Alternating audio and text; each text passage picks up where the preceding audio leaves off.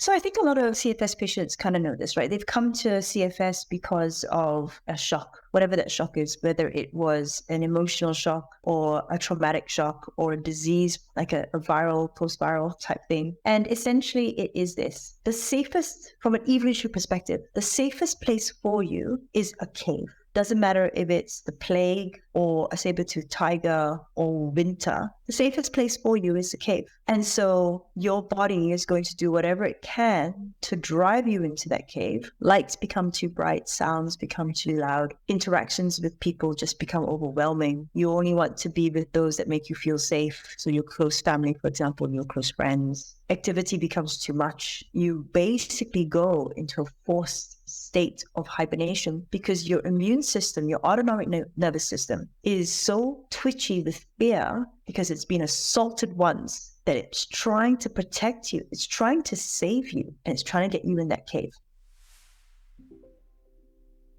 Hello and welcome to the CFS Health Recovery Podcast. In today's episode, we are going to talk to you about the importance of baseline. I've got a special guest with me again, Dr. Olivia Lesslar. She is our integrated medical consultant at CFS Health. Every single month, she does a lesson session inside our group for all our members. And we talk about anything from, gut health, sleep, circadian rhythm, mindset. I know you did a histamine one recently, you did a headaches and migraines one recently. Like the list just always goes on, and you always pull some really cool information, research that's been done on those specific topics. So super excited to talk about this one with you because it's something that often isn't really talked about from a doctor. And I love the fact that you speak to it quite a lot. And it's something that I know since you've been part of CFS Health, you've watched these people who have applied the baseline theory into their lives, and you've seen the changes that they're actually getting as a result of it. So I'd love to speak to you about this. And I was wondering if we could start with that brilliant training that you have inside our program that I love so much. I know it's a little bit outdated, but the theory of that hibernation, it just makes so much sense.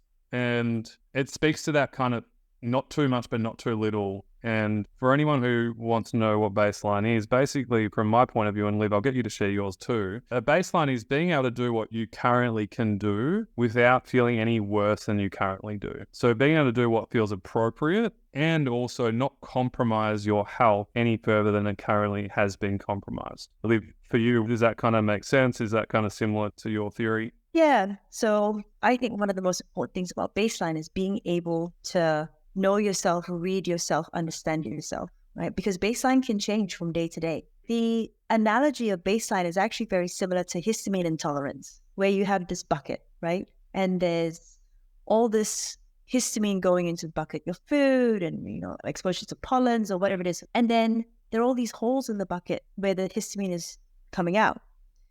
And when the inputs are not exceeded by the outputs, then all of a sudden it's going to overflow your bucket. And that's like baseline, right? If you do too much and you're not recovering enough, it's going to be bad. But because the bucket size can change day to day, if you have good sleep, for example, the next day your bucket is slightly bigger. If you have a joyous day with a friend, for example, your bucket might get bigger. Or if you have a party, or no, not party, but if you're surrounded by people that the inputs are just too much, your bucket gets smaller. So a baseline is exactly that. It's feeling into yourself, knowing what's right for you, being able to listen to your body appropriately. What can you do that's within your realm of possibility, physically, mentally, spiritually, right? And don't do more than that, or a lot of our clients will crash, right? Yeah. So the whole point, and I should have explained that, the whole point of a baseline is so you stop having these yo-yo effects with your energy levels. So you stop pushing and crashing so much and compromising your health. And instead, the baseline theory is here to help you stabilize your health, stabilize your energy levels, because if you're stabilized, you're not going to suffer as much. And we talk about the valley of death. So, what happens is on a good day, if you don't have a baseline, on a good day, what's going to happen is you feel so good, you go, oh my God, I haven't been able to do anything for the last 2 weeks. I'm going to do everything. I'm going to catch up with Mary for coffee. Then I'm going to go and do all the chores around the house. Then I'm going to do this, do that. And literally you peak right at the top. And then you just come crash, go below your baseline.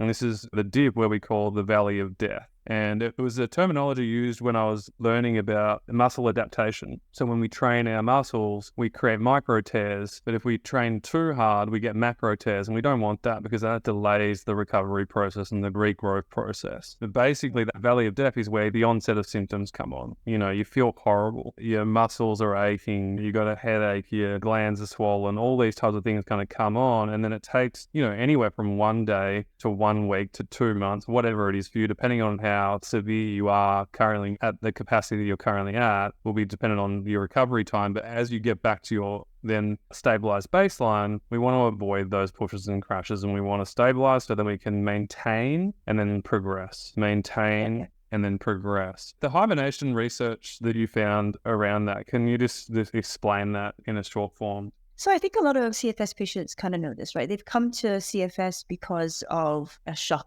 whatever that shock is, whether it was an emotional shock or a traumatic shock or a disease, like a viral, post-viral type thing. And essentially it is this. The safest, from an evolutionary perspective, the safest place for you is a cave. Doesn't matter if it's the plague or a saber-toothed tiger or winter. The safest place for you is the cave. And so your body is going to do whatever it can to drive you into that cave. Lights become too bright, sounds become too loud, interactions with people just become overwhelming.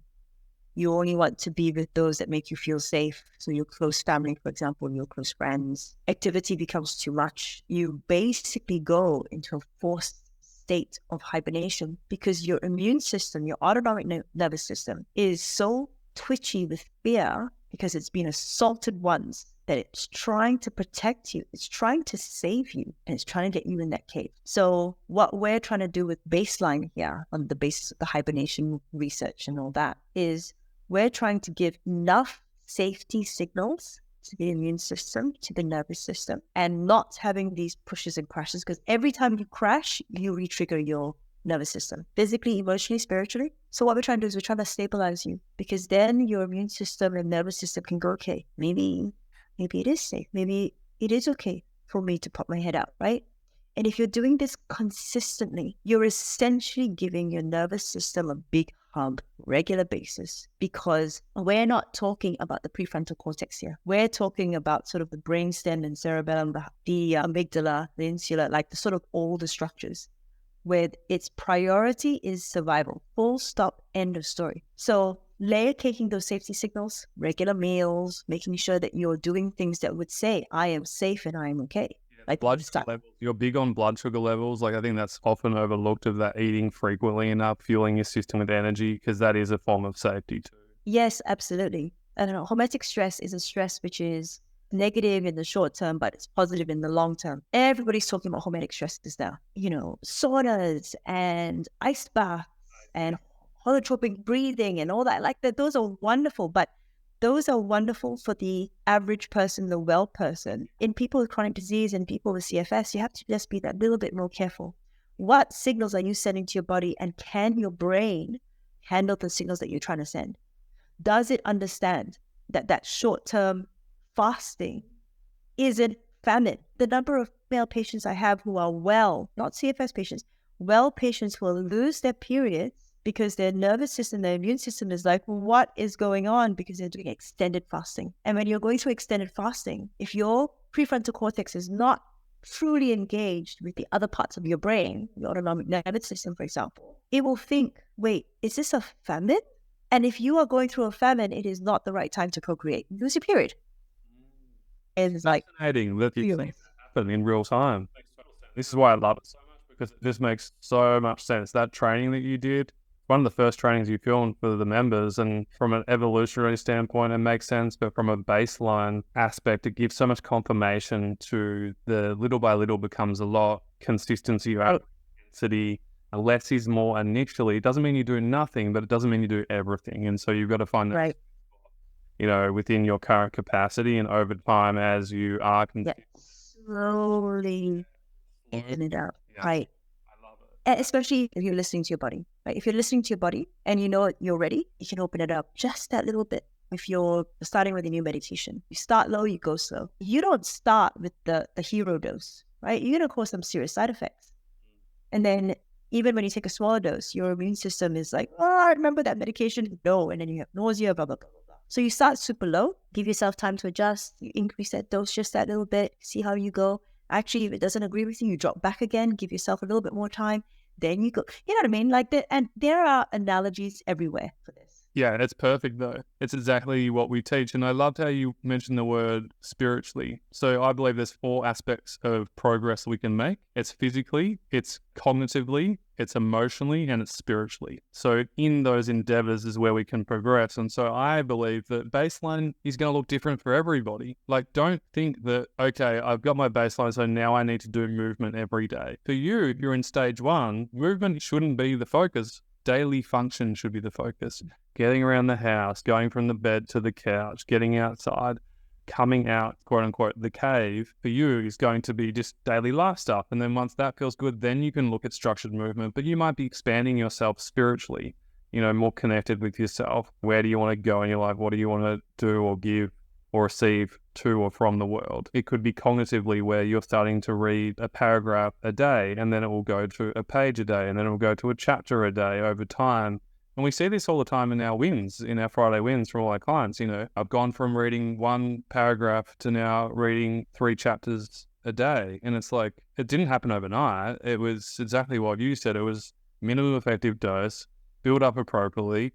As long as my health is maintaining, meaning that you're not going backwards, then you can continue to do that and keep progressing. It's when people's health isn't maintained that they're getting it wrong by progressing too fast, too soon, and it's not really working out for them. Yeah. So, I mean, look, some of the questions that we get in the program are going to be, how do we know we're ready to expand that bubble, right? How do we know when we're able to push ourselves? You guys are far better at answering those sorts of questions than I am, because I never experienced CFS myself.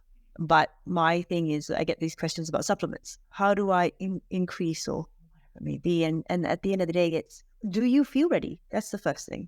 Are you listening to body? Can you read yourself? Do you feel ready? And everybody that expanding this increasing baseline means going from being able to walk from the couch to the front door to then starting on one of Steph's amazing movement regimens or something like that. Just guys who aren't listening, who don't know, who aren't in our program, we have a movement component. And if you're transitioning from stage 1, 2, and 3, we have a different movement structure for you, depending on where you're at. So pre-beginner, beginner, intermediate, all the way to advanced for those people who want to build a strong body and go into their different domains of physicality. But yeah. You don't jump from one tier to another. This isn't a step progression. This is actually a slopey linear curve that does do little bits, troughs and valleys and stuff. And so instead of today you do 15 steps, when you feel like you're ready to expand, that doesn't mean you expand from 15 steps to doing a HIIT session at the gym. You go from 15 steps to 20, right? Or to 17. Part of this, right, is actually because your body and brain don't really like change, right? In other words, that's why it's very hard to lose weight, because your hypothalamus sets a weight set point and it's going to fight tooth and nail to keep it at that set point. Because every time you change weight, there are lots of metabolic shifts that have to happen. So it will hold on and it will hold on and it will hold on. It doesn't matter how much you're running, starving yourself, it will hold on until it realizes that you were serious about that weight loss goal, that weight loss message, and then it will go, oh, all right. Wow. And then it'll change that set point. But heaven help you if you try to change that set point again, it'll be like, And that's why every time you crash, doesn't matter if it's dieting or CFS or whatever it is, every time you crash, it makes it that much harder, just that tiny bit harder to then try and change things again, because your brain is, fool me once, shame on you, fool me twice, shame on me, right? So it doesn't like change, because excess change, wild swings is not conducive for thriving as an animal. It's not conducive for that sort of stuff. We're not meant to be, all over the place. So it much prefers systems, and it much prefers schedules, and it much prefers the same thing, circadian rhythm. And all of this is part of your baseline. If you're listening at home, sleep, your nutrition, the times you're eating, the time that you're moving, the time that you're chilling, the time that you're resting, the time that you're social. It all kind of matters. one thing I would just add on to what Dr. Olivia said about progressing. She said, it's really that you feel ready. And one of the things we teach our members inside our program is this thing of, if you want to progress or if you're ready to progress, it won't feel forced. So a lot of people want to force progress, and it doesn't work. You can't come from a place of force. It needs to come from a more grounded approach of, in your body, does it feel appropriate to do this? And it's a pretty straightforward answer. It's hard if you've never listened to your body before and you've just been so headstrong for so many years, which we get a lot of clients like that, type A personalities, overachievers. But yeah, it's one of those things of tuning in, knowing what to do, when to do it is really a key component. And less is more is just initially. It's just for stage one to stabilize. It's really just to stabilize. Once you've stabilized, then it's time we can talk about progressing and not doing less is more all the time. Because at the end of the day, there's energy in your system that needs to be used. It's just that for such a long time, you've used energy that hasn't been there.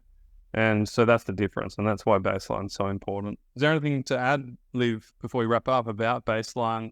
No, I think, at the end of the day, baseline is quite a nuanced sort of thing. Even though this is something that we bang on about quite a bit, there are still lots of permutations, right? So clients always have questions about it.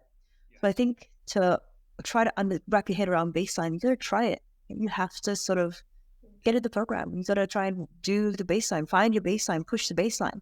You got to do it. Consistency, it's not about doing it for a week. The weight loss thing was really fascinating to me, what you just said before, because I'd never thought of it like that. But really what it is habit tracking, breaking patterns that haven't served you and then creating new ones that take time. And it takes lots of time. And in fact, there was a study a few years ago which actually showed, I'm talking about obesity now, but anyway, there was a study that showed a few years ago that the brain was still pumping out metabolic signals to try and increase weight, whether it's leptin or ghrelin or one of these other hormones, right? The brain was still pumping out these signals 18 months after the participants had lost weight. Wow. So 18 months after, your brain is still wanting you to go back to where you were. At this stage, with this particular study, it didn't go any further, but they were like, whoa, 18 months later, the brain's still asking you to put on the weight that you lost, right? Anyway. So remember, less is more initially. It's not forever though. People confuse that and they do too little and then they become deconditioned. Their immune system gets more compromised and you wonder why you're still not getting anywhere. I have to quote Dr. Lionel Lubitz, who was the doctor who wrote the foreword for my first book. He said to me many years ago, Toby, you can either do too little or too much. You have to find the sweet spot. And I love that. And you got to factor in everything: sleep, stress, physical load, emotionally, spiritually, what's going on for you, relationships, all that. That needs to be factored into your baseline. It's not such a black and white. And for all you type A personalities and black and white people, it's so hard. It's like, but just tell me the one thing. It's like, no, we are telling you the one thing. It's just you need to relax, loosen the grip, and actually do it, You got to lean into it. Lean into it. Thank you so much, Liv. Really appreciate it. You're welcome. See you soon. All right. Bye.